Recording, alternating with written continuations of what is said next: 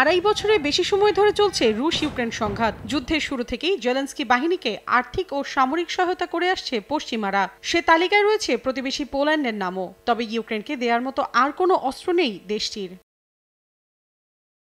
সম্প্রতি এক বিবৃতিতে এ তথ্য জানান দেশটির উপমন্ত্রী ও প্রতিরক্ষামন্ত্রী ওয়ারেসওয়াফ কোসিনিয়াক কামিজ।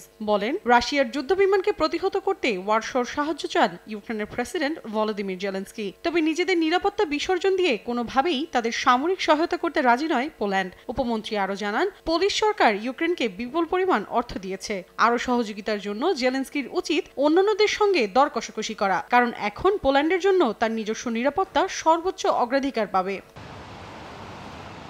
এখানেই শেষ নয়। গেল সপ্তাহে দেশটির সরকারের আগের মিত্র প্রেসিডেন্ট আন্দ্রেস বলেন, নিজেদের জিডিপির ৩.৩% ব্যয় করা হয়েছে যুদ্ধবিধ্বস্ত ইউক্রেনের সহায়তায়। শুধুমাত্র সোভিয়েত মিগ-29 যুদ্ধবিমানগুলোর অবশিষ্ট বহর দেয়া হয়নি তাদের, কারণ ইউক্রেনের আগে পোল্যান্ডের নিরাপত্তা নিশ্চিত করা বেশি দরকার।